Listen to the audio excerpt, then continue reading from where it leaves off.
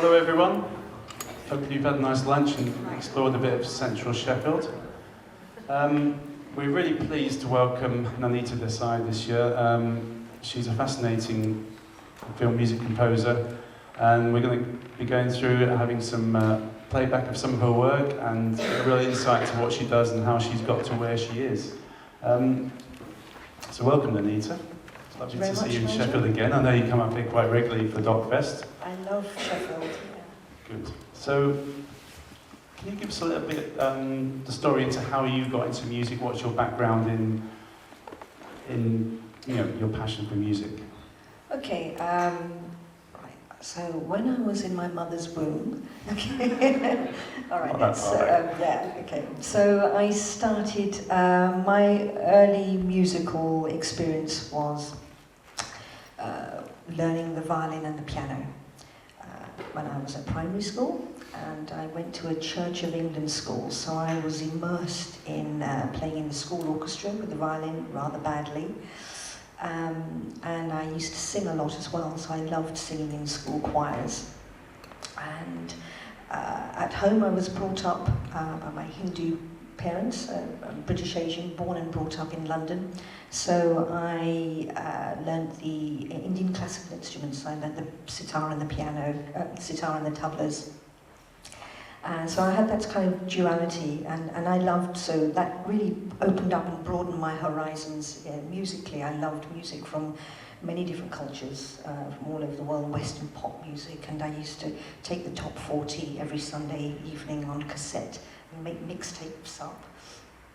And then when I got to secondary school, I was just forming my own bands and singing in choirs and all sorts of different styles of music. And I was under a lot of, I didn't do GCSE music. I didn't have a formal musical education, so I don't have a degree in music. And what I've learned is that this is a lifelong learning experience, the world of music and film and television, media composing. You never stop learning. Every day I'm learning about different musical cultures and different musical worlds, and how to write for orchestras and how to write for sort of modern quintets. And I've got a score coming up which is a blend of New Orleans jazz and Indian music, and I've never written and never experienced New Orleans jazz. So so I'm going to be immersing myself in that over the next couple of months. So I as a child, I always loved television theme tunes. And my father introduced me to cinema, and we used to go to the cinema, and in those days, if we bought a ticket for a screening, we used to go to the local Odeon cinema complex, and I used to watch a film with him, and he said, no one's going to kick us out, we may as well get double our money's worth and watch the film again. So then when I watched the film twice, I would then pick up on other things, and I'd start noticing the music. And then my mother's very musical and creative, so she introduced me to music, and my father introduced me to technology and science fiction. I loved Star Trek, the original Star Trek, so I used to cower behind the sofa when the spaceship sort of went over the screen, and, as a very, very young child. So I loved film music, and I loved being transported into other worlds. And I think film is a very transformative medium. It can transform you as a human being.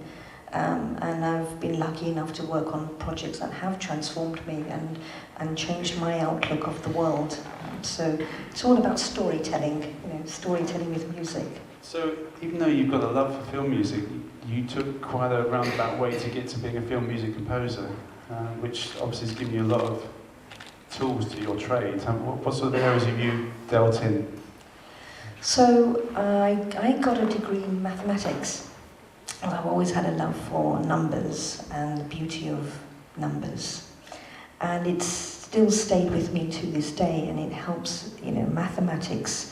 I know people say that there's a relationship between maths and music, but I use it in a slightly different esoteric way, not in an obvious way. So I got a degree in maths, but I was... Hello everyone, hope you've had a nice lunch and explored a bit of central Sheffield. We're really pleased to welcome Nainita Desai this year. She's a fascinating film music composer, and we're going to be going through having some playback of some of her work and a real insight to what she does and how she's got to where she is. So welcome, Nainita. It's lovely to see you in Sheffield again. I know you come up here quite regularly for DocFest. I love Sheffield. Good. So, can you give us a little bit the story into how you got into music? What's your background in your passion for music? Okay. Right. So when I was in my mother's womb, okay. All right. Yeah. Okay. So I started. My early musical experience was learning the violin and the piano when I was at primary school. And I went to a Church of England school, so I was immersed in playing in the school orchestra with the violin rather badly. And I used to sing a lot as well, so I loved singing in school choirs. And at home I was brought up by my Hindu parents, British Asian, born and brought up in London.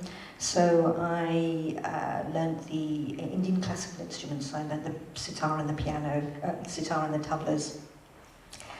So I had that kind of duality, and I loved, so that really opened up and broadened my horizons musically. I loved music from many different cultures, from all over the world, Western pop music, and I used to take the top 40 every Sunday evening on cassette and make mixtapes up. And then when I got to secondary school, I was just forming my own bands and singing in choirs and all sorts of different styles of music. And I was under a lot of, I didn't do GCSE music. I didn't have a formal musical education, so I don't have a degree in music. And what I've learned is that this is a lifelong learning experience, the world of music and film and television, media composing. You never stop learning. Every day I'm learning about different musical cultures and different musical worlds, and how to write for orchestras and how to write for sort of modern quintets. And I've got a score coming up which is a blend of New Orleans jazz and Indian music, and I've never written and never experienced New Orleans jazz. So so I'm going to be immersing myself in that over the next couple of months. So I as a child, I always loved television theme tunes. My father introduced me to cinema, and we used to go to the cinema, and in those days, if we bought a ticket for a screening, we used to go to the local Odeon cinema complex, and I used to watch a film with him, and he said, no one's going to kick us out, we may as well get double our money's worth and watch the film again. So then when I watched the film twice, I would then pick up on other things, and I'd start noticing the music. And then my mother's very musical and creative, so she introduced me to music, and my father introduced me to technology and science fiction. I loved Star Trek, the original Star Trek, so I used to cower behind the sofa when the spaceship sort of went over the screen, and, as a very, very young child. So I loved film music, and I loved being transported into other worlds. And I think film is it's a very transformative medium. It can transform you as a human being. And I've been lucky enough to work on projects that have transformed me and changed my outlook of the world. So it's all about storytelling, storytelling with music. So even though you've got a love for film music, you took quite a roundabout way to get to being a film music composer, which obviously has given you a lot of tools to your trade. What sort of areas have you dealt in? So I got a degree in mathematics. I've always had a love for numbers and the beauty of numbers. And it's still stayed with me to this day, and it helps, mathematics. I know people say that there's a relationship between maths and music, but I use it in a slightly different esoteric way, not in an obvious way.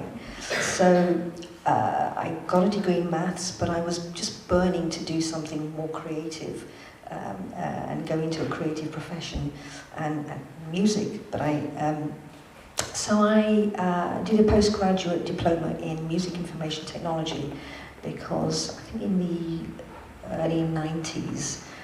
Yes, I'm that old, you know. In the early 90s, there were no courses. There were very few courses. I think there were 4 or 5 courses in the UK, and I felt that I needed to validate myself by getting some kind of formal education related to music technology. So I did this diploma. It taught me a little bit about psychoacoustics and acoustics and music psychology, and that was quite interesting. And I loved film, and I loved technology, and I was really interested in sound. And so I then got a scholarship to go to the National Film and Television School in Beaconsfield, which is one of the best film schools in the world. And I studied sound for film, and I got a real grounding in dialogue editing, sound effects, Foley's, Foley recording, editing Foley's, and I worked on a few student short films. And I then, after it's a 2-year master's degree. Yeah, from what you told me, you were moonlighting whilst you were there. You had other ambitions outside of the studies. Well, I didn't quite complete the course. After a year, they sort of kicked me out in a nice way and said, well, actually, I was working on big Hollywood features. I was working on big movies at Pinewood and Shepperton, freelancing as an assistant sound editor and then progressing to sound designer. And so I didn't finish film school, but I contacted, I found out about this big feature film that was being made by Bernardo Bertolucci called Little Buddha.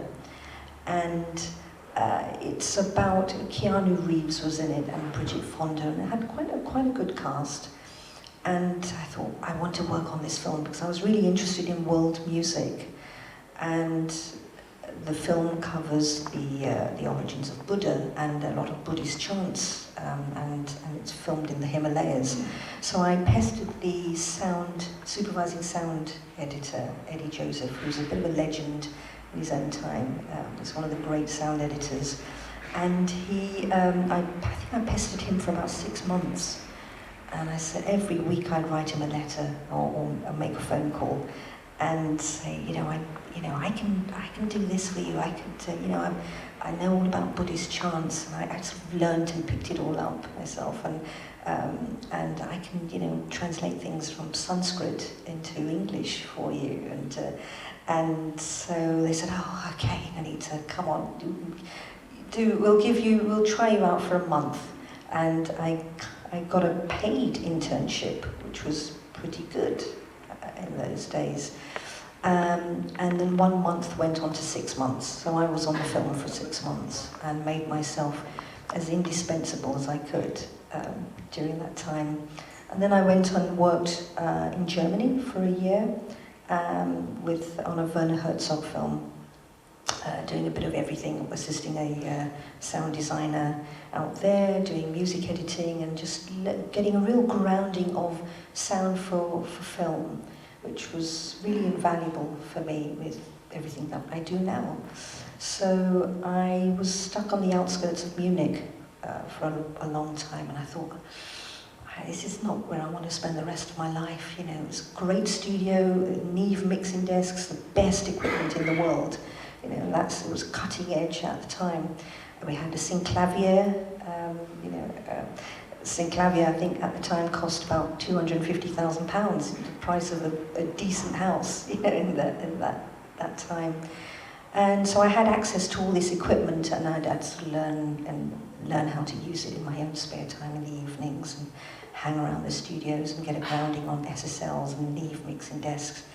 And so then I came back to London because I really missed London, and I thought, what am I going to do with myself? And I moved back in with my parents, which wasn't much fun. And then I had met Peter Gabriel about 3 years previously when I was at City University doing my postgrad diploma. And he came along to see. It was a bit like having a royal audience with Peter. All the students stood in a line, and we had to shake his hand and say, show us what you're working on.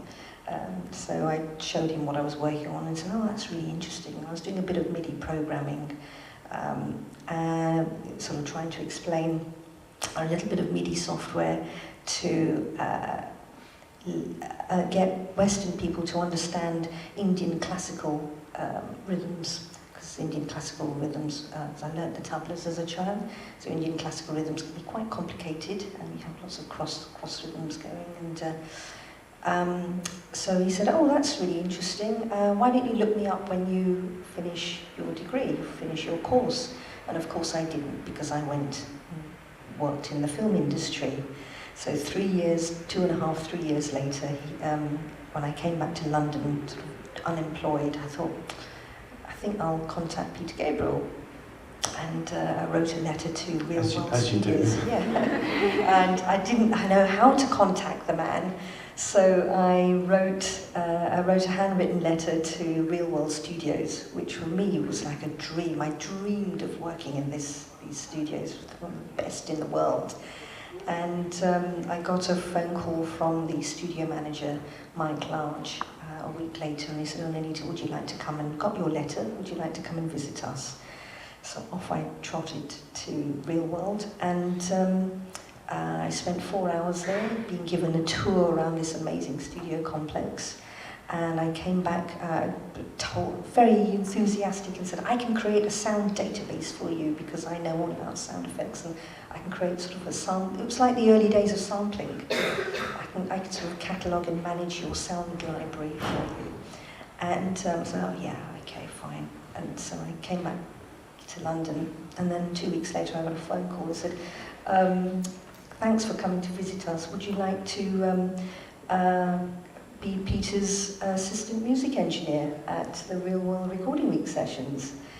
So that was just the most incredible experience. It taught me, I got to work with some of the world's greatest world music artists, and some of the best music engineers and producers, you know, Daniel Lanoir and Dave Bottrell, and I think Brian Eno was there for a little bit, and it was a great learning ground and experience. And what I got from that, and just soaking it all up and being there, sort of literally working 24 hours a day, 7 days a week, was how to manage people, the psychology of capturing the magic of performance with musicians. So we'd have, you know, Nigel Kennedy would come in for a session at 4 o'clock in the afternoon, and we'd do some violin overdubs, and then Billy Cobham, one of the world's greatest drummers, would come in at 7 in the evening, and Tony Levin would come in and play bass, and there'd be all sorts of collaborations going on in the studio complex. And I even got roped in at midnight one night to Daniel Lanoir needed some backing vocals done on something, so I said, "I can do a bit of singing," so I went along and did that. So it was a breeding ground for great talent and just great musical experimentation. Well, I'm sure we've got some clips of your work to show. So with all that sort of multifaceted skills base that you've got, I think it obviously, working that way around, led into you being involved in projects which range from interactive video games to sound design. And one of the things we're going to talk about is the film Fasama, which is quite a recent documentary. Has anybody seen the film? It's had quite a wide release, and I think it's just won a couple more awards recently. Yeah, it's won 23 awards, I think, from Cannes Film Festival to Sheffield Doc Fest, to Toronto Hot Docs, South by Southwest. I mean, it's been incredibly well received, yeah. And you've got some clips you're going to show us. Can you just tell us what those are? So I worked on the film for 18 months. It was never meant to be that long. It was meant to be a 1-hour documentary that lasted, and normally a 1-hour documentary will edit for about 6 or 7 weeks. And this just grew and went on and on and on, and it grew into a bit of a monster of a film. So I'd like to play you 2 different versions. Perhaps you just wait for the police car to go by. So the film, if you don't know, is about Wad al-Kateab. She's a young Syrian woman. She's about 26, 27 years old now. And she lived in Aleppo. lived in Aleppo. She was a university student, and she took it upon herself to, when the Syrian uprising started in 2011 in Aleppo, she took it upon herself to document everything that was going on around her, starting off on her mobile phone, and then she graduated onto slightly better home video cameras that were given to her, loaned to her by Channel 4 when they got involved. So she filmed everything that was going on around her for 5 years. She shot over 500 hours worth of footage, and it's been crafted into this incredible 90-minute documentary feature. So this is the opening.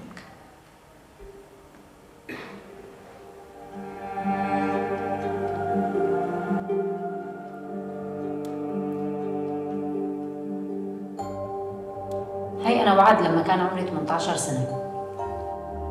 السنة يلي بلشت فيها دراستي بجامعة حلب.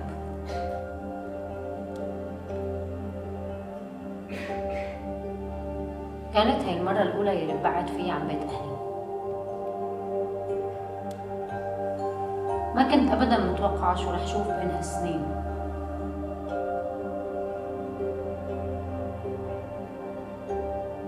إني رح حب ويصير عندي بنت وسميها سما.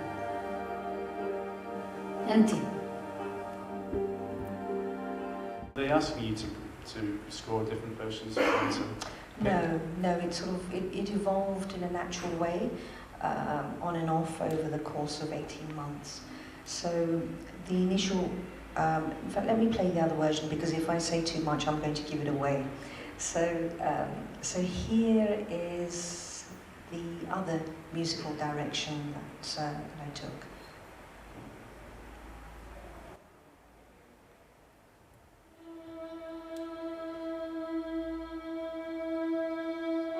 هي أنا وعد لما كان عمري 18 سنة. السنة يلي بلشت فيها دراستي بجامعة حلب.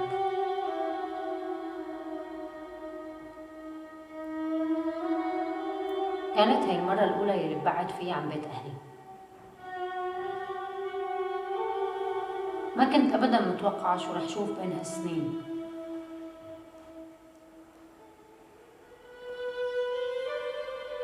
إني رح حب ويصير عندي بنت وسميها سما. أنتي.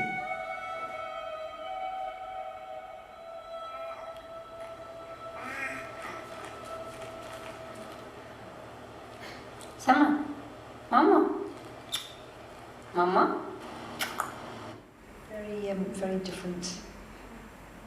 It's amazing the difference a piece of music can make. Yeah, definitely. I mean, the second one to me was haunting, and the first one was almost. It felt almost happy, as hopeful. Well, this is the beginning of the film, and you don't want to give anything away, because the film is very dark, and it's quite the footage that you see. It's an 18 certificate, and the footage that you see is quite astonishing in the horrors of the war. It's totally unflinching, and there are no holds barred in what you see. With dead bodies and people being killed right in front of your eyes. So it's about love and life and death and humanity against the backdrop of war, basically. So I'd be interested to know which one the audience prefers. Prefers or thinks was chosen. Or thinks was the right approach. So let's. Yeah. So the first one was quite warm and positive, wasn't it? Yeah. So who would? Okay. And then the second one is I brought in a Syrian violinist who's also a refugee, and he so it's very stripped down and minimalist. And just got this solo violin that puts you right there in terms of it's not a Western piece of music. There's a hint of ethnicity to it that puts you in Syria. So who prefers the second version? Yes. Okay. So that's the approach we went with, but it took a long time to get to it. So I'm just going to play you the actual trailer of the film, which does use the original composed music from the film.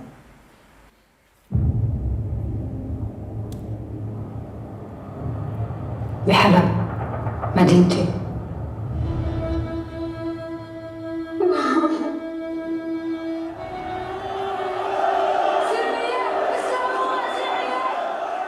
لسه عم صور. هذا الشيء اللي عم يخلي معنا لوجودي.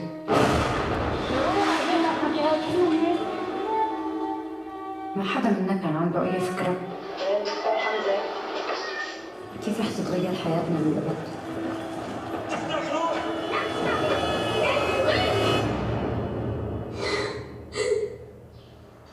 حمزة أنا حامل.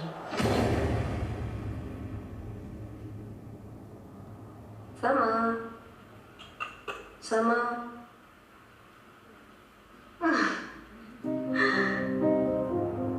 سما عملت هالفيلم مشانك. بدي اياك تفهمي شو اللي كنا عم نقاتل مشانه.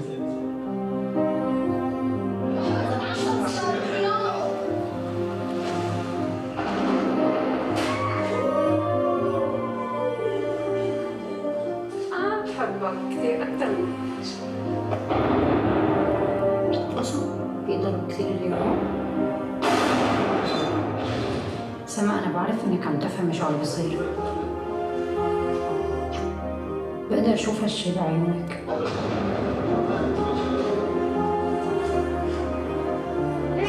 ما عم تبكي مثل أي طفل عادي.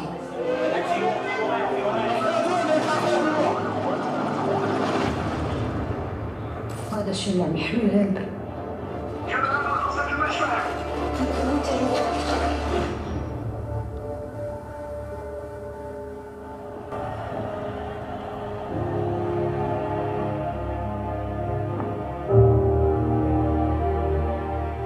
سما رح تسامحيني؟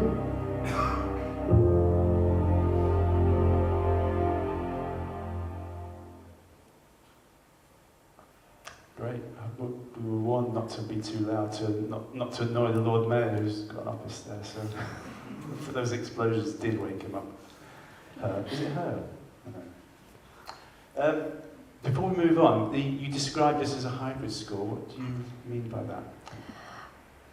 Well, we were very limited in budget, so I scored the film 3 times. Initially, the brief was to write a very rich cinematic epic score, quite Hollywood in style. The director would give me a lot of guide tracks from big Hollywood scores and say, this is the kind of emotion that I want. And as we edited, we realized it was all created using electronic sample libraries and sort of organic electronic sounds. It's like a hybrid of those kinds of sounds. Then after 5 months of editing, we took a break. We came back to the film after break, and we realized that this was not the right approach to take. It takes a long time for a film like this to find its voice, because the footage was never intended to be made into a film. It's just 500 hours worth of footage. Out of that, you can make 500 films. You can take so many different approaches and directions for the film to find its narrative voice, and the same thing with the music, to find its own musical voice.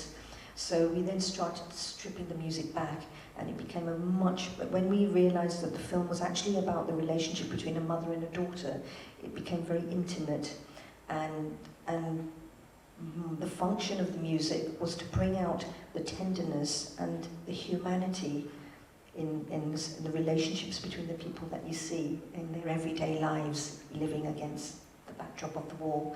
So I then brought in, and to be true and authentic to Wad and her life story, I brought in a Syrian violinist who's a refugee, and he lives in Italy.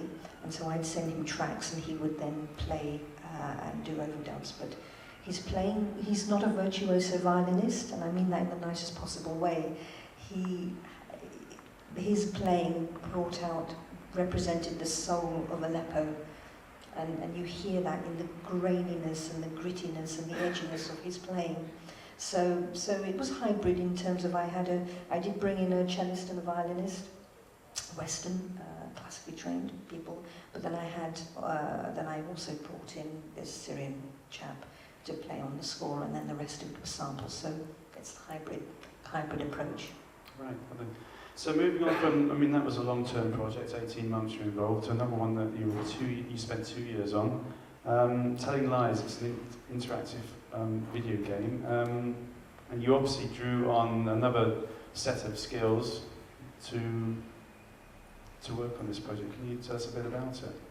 Yeah, so Telling Lies is a non-linear narrative video game, and it's live action, so there are no CGI or graphics. It's all done with filmed actors, like a feature film, but it's an interactive feature film.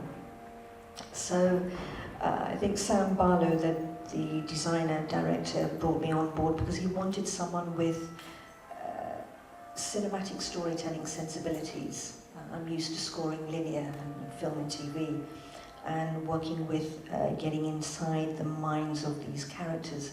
So it's a political thriller, and maybe I could play the trailer. Yes, yeah. It's on YouTube. Okay.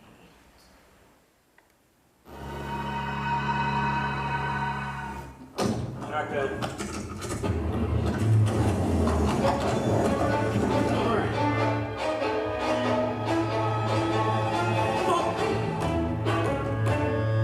Knock, knock.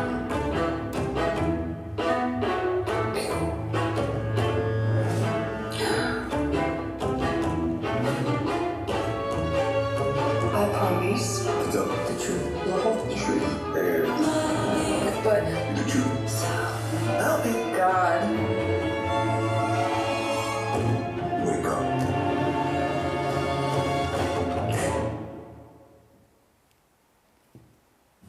still there?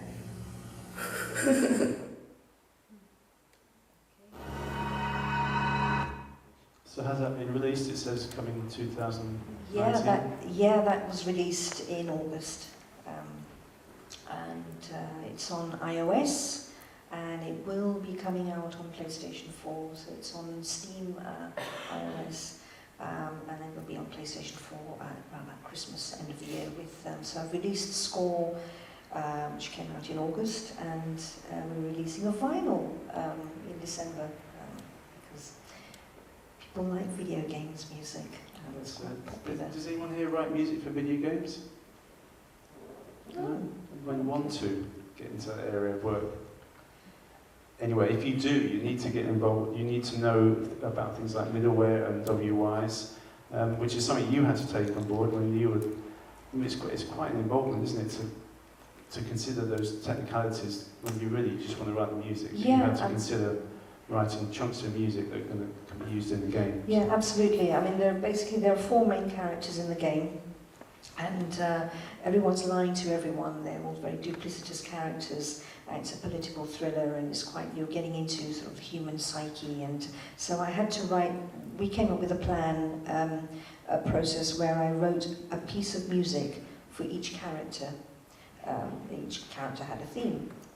And each piece of music was 5.5 minutes long. And I'm used to writing music that's in short pieces anyway, for film, sort of 50-second pieces, or pieces that are sort of 6.5 bars long, or 13 beats, and varying durations. But 5.5 minutes is like an album track. So that was a challenge for me. But technically, what I had to do was I had to make it adaptive and dynamic, so that when something happens on screen, the music changes. So each 5.5 minute theme had to be broken down into 6 or 7 chunks, about 40-50 seconds each. And if you think of them like Lego blocks, you've got blocks A, B, C, D, E, F, G, H, and that's linear. But in a game, you have to, I had to write it in a modular way, which means that any of those musical blocks could be played in any order and still flow as a piece of music. So that's Is that where your interest in maths came into? yeah, I mean, I'm quite geeky like that. So that was the challenge I took on. So I worked very closely with the sound designer of the game, and we used this piece of software called WWise.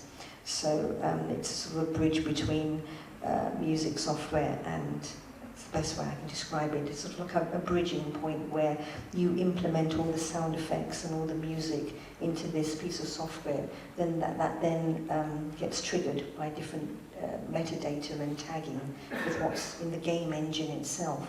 So it can get a bit complicated, but I sort of tried to ignore that. And so once we worked out the system, then the challenge was just write great music, try and write a good piece of music that flowed creatively. So I brought in the London Contemporary Orchestra because they're a very collaborative group of musicians. They're not just like a band for hire like normal orchestral musicians. They get involved in the creative side, in the creative process as well. So because this is quite, the game itself is a very intimate game. You're listening in on private conversations where you're not meant to be. It's all told through webcams and CCTV camera footage and iPhone footage or mobile phone footage. So you're listening in, you're an FBI agent, and you've got this material, and you're sort of delving into it and trying to solve this mystery. And so with the music, because you're listening to conversations and everyone's lying to one another, I was quite influenced by sort of noir and sort of old 70s movies like All the President's Men and Clute and The Conversation, Francis Ford Coppola's The Conversation.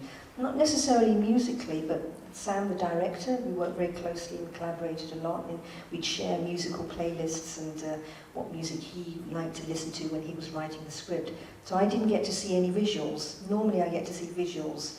I had to write the music just from a 260-page script, which was quite a challenge. So it meant that I could use my imagination and come up with all sorts of weird and wonderful directions that we could have gone in. But we created a brief, and having constraints is really important, because when you've got creative freedom, you can go in so many directions, it can become quite overwhelming. So I restricted my palette of sounds, and I sort of had these constraints that I built myself that I had to work within. So I said, okay, I only want to have raw acoustic elements, no electronics, no samples, just pure organic sounds. And it worked with the characters in the game, because for me it was important to hear the relationship between the musician and their instrument. And so you can really hear the gratiness of the violin, the bow hitting the strings, and that edginess, because it reflects the intimacy of the characters and the game itself.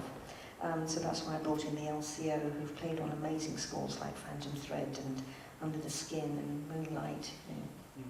And is this where you've got some pictures of the recording sessions? Yeah, so Which I think I've you got said a were done I've got a bit at of Angel fun. Studio? I've got a bit of, yes, Angel Studios. So that was, I had, what else did we have? Those were the musicians, so they were the string players. We had 1, 2, 3, 4 first violins, 3 seconds, 4 violas, 14 strings, and a piano, a harp, and 2 woodwinds, a flute and clarinet. And that's what I had to create the whole. We had a limited budget, and B, you know, that's the sound wall that I wanted. That was the sound palette that I created.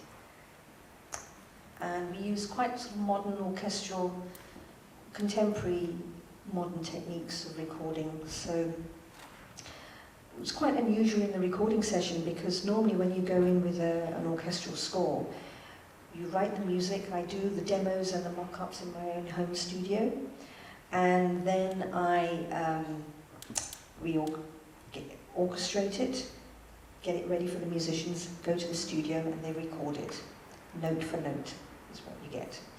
And with this, we did that, but then what we did at the end of the session, and I built in time to do this, was that we had an improvisation session in the actual recording session at Angel. So we were looking at the notes on the page and just doing semi-improv takes with the musicians there and then, which was quite, and so it can be a bit scary because you don't quite know what you're going to get.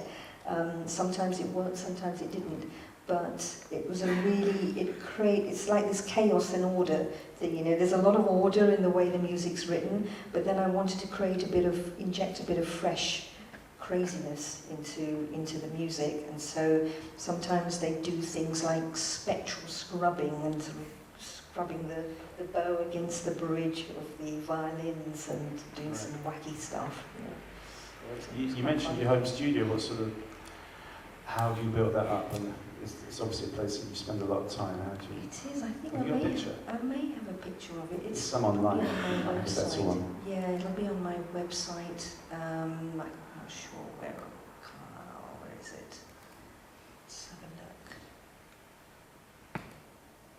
That's my studio. That's about 4 years ago. I've since acquired a lot of instruments.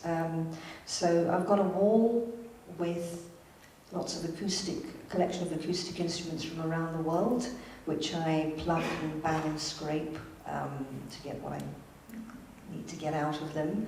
That wall there has now got a lot of analog synths, which are pretty to look at.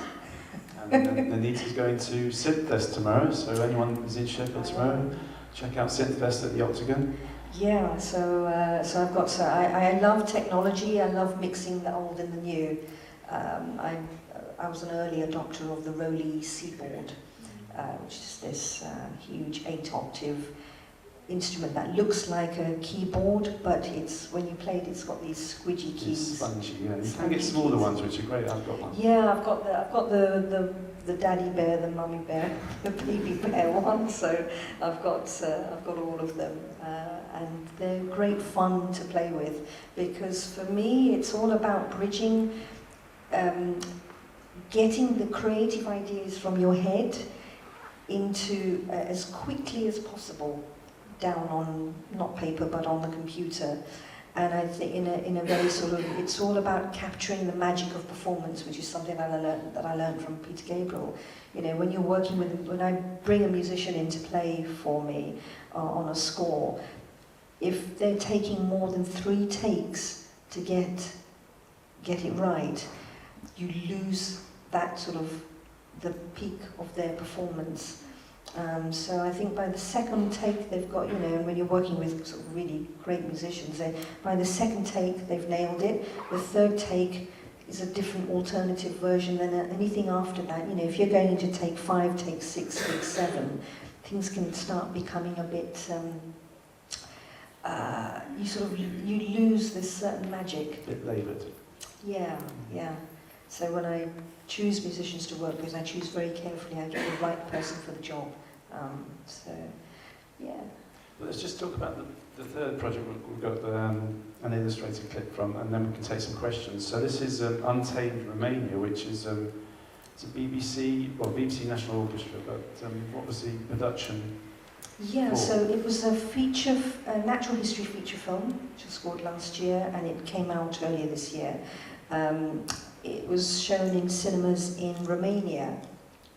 Became the second most successful. It was a British production made by a British film production company, and I went in for the meeting. I got the job because it was the most bizarre way. They have a website, and someone from the film company heard, an assistant editor at the film company heard one piece of music I'd written and said, "We'd like you to write the music for this film," with a huge budget, you know, for a 75-piece symphony orchestra.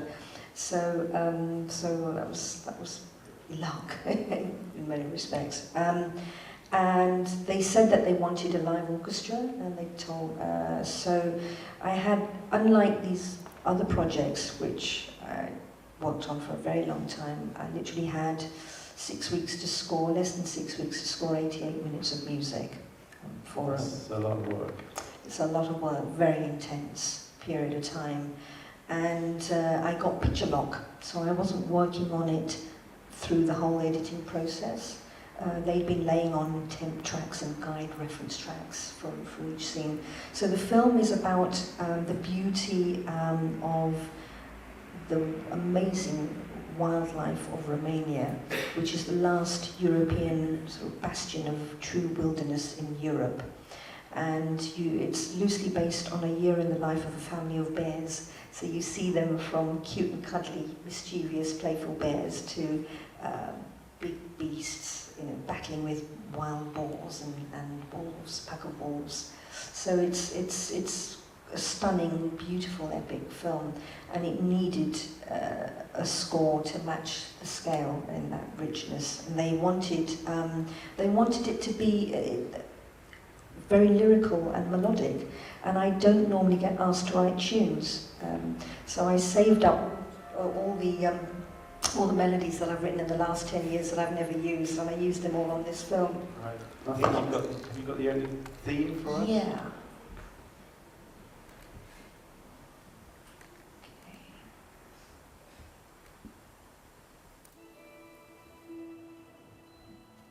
This story begins at the heart of Europe, where bright lights shine throughout the night. Days come and go. Time slips by. Millions of people call these cities their home.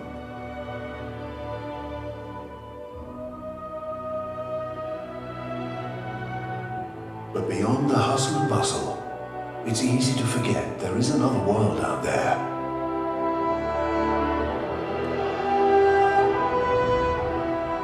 A place of natural wonder. One of the largest wildernesses in Europe.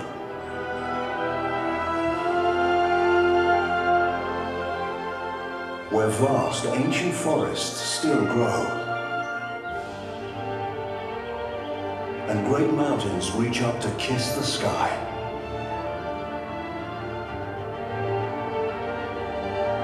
Winding waters twist and turn.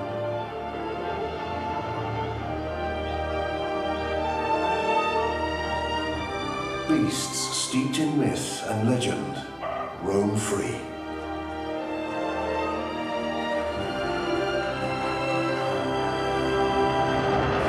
They all face the same challenge.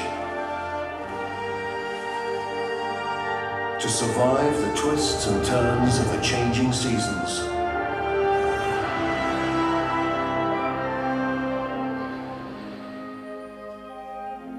Attempting to outlast the frozen winter months. Nurture future generations during the spring and summer.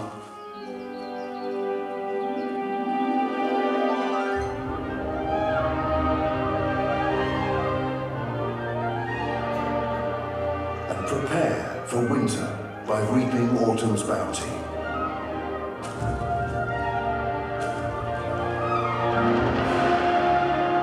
In Europe's most spectacular land.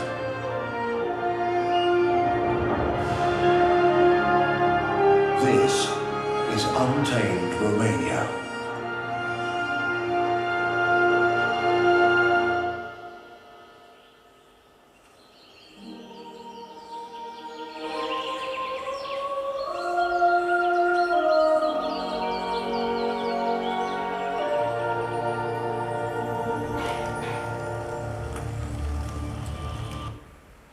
I think you said the soundtrack's just been released today.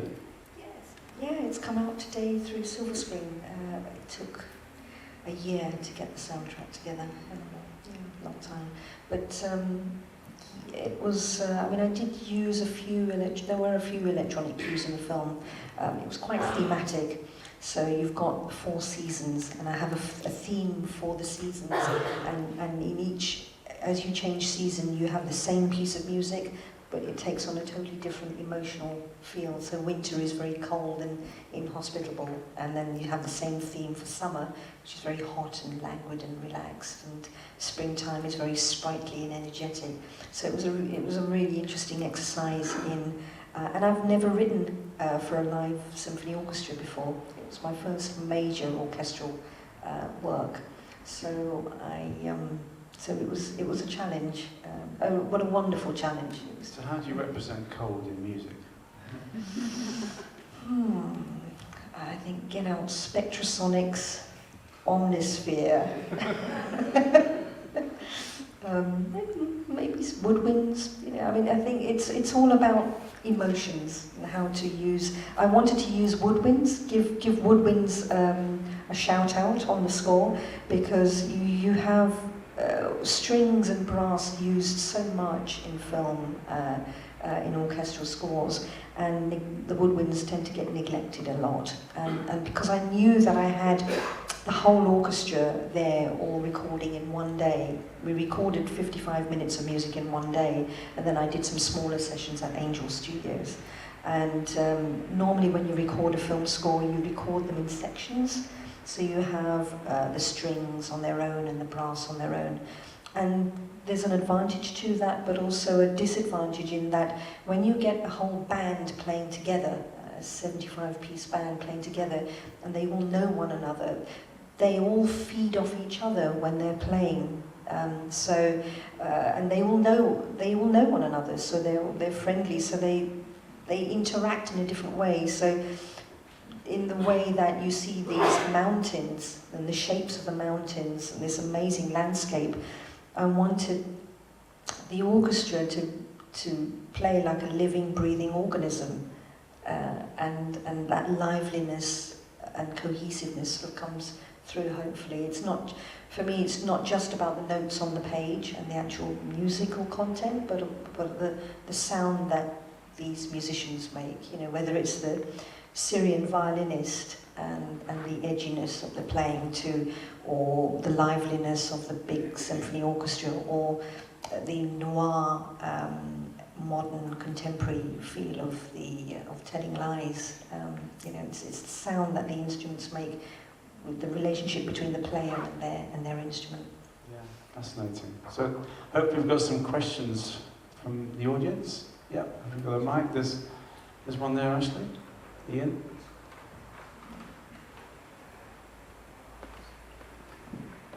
Hi, I'm a music technology teacher at Red Tape in Sheffield. I'm interested to know what your favourite virtual instruments are for composing the orchestral parts, and then also a little bit more about your studio setup in terms of the choice of, you know, audio interfaces and your monitors, etc. Okay, so orchestral instruments, I tend to, over the years, I've sort of worked with everything as technology's developed, but I do like Spitfire Audio's libraries. They are pretty fantastic. So Spitfire Audio and a mix and match of so many other things. And to be honest, I do like to bring in musicians, string players to my studio, because nothing can beat the real thing. In terms of studio setup, I have a Mac Pro. What is it now? I think it's a 20. It's showing its age. It's 20. The last Mac Pro that came out in 2013, 2014, fully loaded with 128 gigs of RAM. Audio interfaces, I swear by Universal Audio, and I have all the plugins are great. They're sort of analog emulations of digital emulations of analog hardware. For my signal chain, if I'm recording musicians, I have an API lunchbox with Neve preamps going into microphones, I've got U87, two old Neumann TLM 193s, I think. For guitars and sort of plucked stringed instruments, I use Neumann KM 184s. I couldn't get the 183s, I prefer those, but 184s. I've just got a Universal Audio, what is it called? The Tone Sphere. It's a digital modelling microphone, so I can. So it's quite interesting mic, so that it can become any mic you want it to be through analog emulations. What else? Plugins. Isotope. They're great.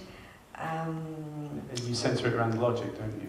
Yes, so yeah, of course the most important tool is Logic Pro 10. It took me years to move on from Logic 9 to Logic 10. My operating system is Sierra, and I refuse to upgrade until everything's settled down. It's one of my bugbears is you know, I stay on a system for as long as I can, because things do get a lot of incompatibilities, you know. And I'm not a power user of Logic. I'm not the greatest. I've used it I started off on Opcode Studio Vision over 20 years ago, and then I had to decide between, they went out of business, so I had to, okay, Cubase or Logic, you know, and I just happened to choose Logic. It's just a tool, you know, they all do the same thing. It's how you, it's about the creativity. It's the most important thing. You know, there's a great equalizer now. Everyone has the same equipment.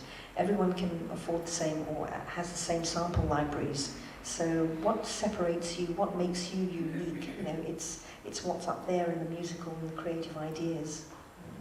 So can I just ask one more thing? Is when you record your instruments, what sample rates do you record at for sort of high budget movies? 48K, 24-bit. That's generally your It's pretty standard. much standard, yeah. In terms of monitors, I've got ATC 25s, which are great sort of standard. But I have just recently invested in a 5.1 surround setup. So I used to have Dynaudio PM6As, which I've had for 15 years, and they're lovely and they worked. And then I thought, oh, maybe I need to be a bit more professional, you know. and so I got these ATC 25s. So then I upgraded to a 5.1 setup because I'm working more on theatrical features where you need to deliver in 5.1, and I don't want to mix in outside studios. My studio is good enough now where I can, if I'm working on a theatrical feature, then I'll bring in my mix engineer to come and mix in my own studio. But for TV, I tend to do all my mixing myself because I'm writing and programming and mixing as I go along. Yeah. Another question? At the back there, Ashley, behind you.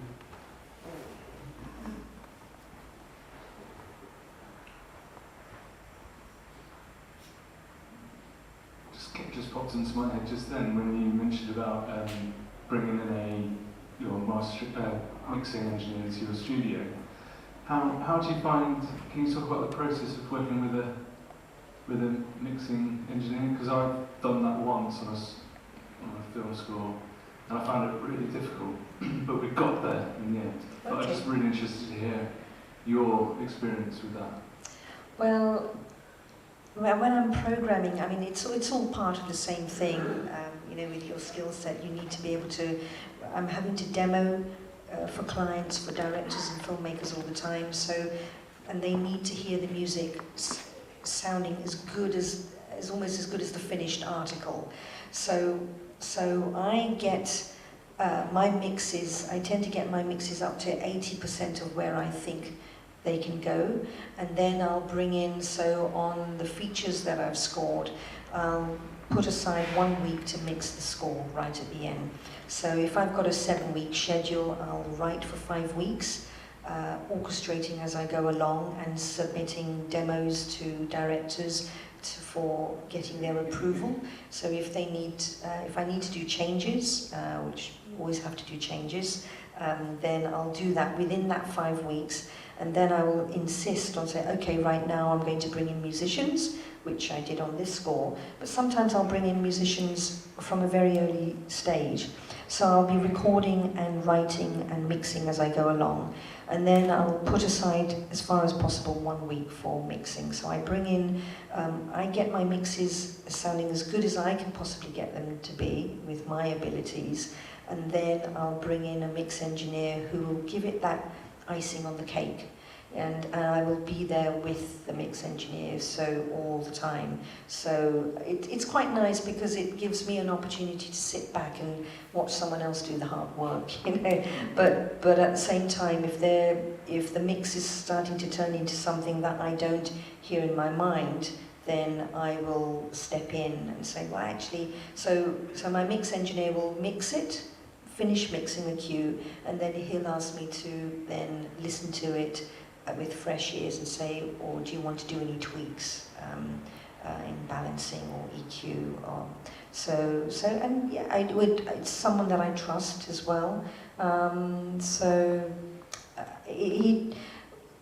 The engineer, I mean, what he does is he's got vast experience of mixing for feature and for theatrical, so it enables us, and he'll bring in, I've got lots of plugins, you know, I've got sort of really great plugins. I'm using Exponential Audio's reverbs now, which, or even TC6000, but Exponential Audio reverbs are amazing just in giving that sheen. I used to use lexicons, and you know, I have to say that they're really great for making things sound professional. And so he's able just to come in and use all your stuff? He'll come in and use all my equipment, yeah. And that's great because then he'll go away and then I'll start fiddling again. so it is dangerous, but it means that if I'm then doing a soundtrack release, or if I send the music off to the dub for mixing and they say, oh, actually, you know, can you make this little tweak here or there? I can actually go back into the mix and just run off a stem or a pass on my own. Whereas if you go and mix somewhere else, you cannot do that. I think that's what I found hard to... I mean, that sounds like an incredible process. You know, you actually get him in for a whole week, and you book him for that week, and he just comes and works. Yeah. That sounds, yeah. So you can mix about, I would say about 50 minutes of, I mean, my experience, I've mixed about 50, 60 minutes of 10 minutes of music a day. Which is quite, you know, not bad. It's quite good. So I'll sort of work out sort of 10 minutes a day, 50, 60 minutes, and then I'll add another day or two for printing stems and the laborious tasks. You know. Thank you. Yes, well, is it a quick question? Yep, sorry. Okay. Caroline, isn't it? Yeah, hi. Just on that question of how can you budget when someone asks you, do you just, you know, in terms of how long something's going to take, or in terms of whether you're going to have to get other people in, and is that just come from experience that you know how much time and therefore how much it's going to cost, or is it just you just work the budget you've got? With time, I'm told how much time I have. So I have no choice in the matter. Sometimes I'll say, you know, when do you really need me to deliver the music? You know, quite often they'll say they want it 2 or 3 weeks ahead of the mix. And I say, well, actually, you don't need it then. And it gives me a couple of extra weeks to work on something. In terms of budgeting for musicians, I'm normally given a budget to work with, and I will cut my cloth according to, so yeah, you just have to. And sometimes they'll say, well, we want this, and I'll say, yes, but you're not paying me to give you that. So occasionally, if I'm lucky, they'll dig into their pockets and say, okay, if we really want live musicians, then they'll find the money somehow. And if not, then you have to build time into your schedule too. I will always try and bring in at least a couple of live players on a project, and layer strings up in my own studio that way to give it that authenticity when I'm working to a tight budget. Thank you. Well, unfortunately, we do need to just wind it up there. We've got to set things up for the next session, but if you join me in thanking Nainita for what a really wonderful insight. So,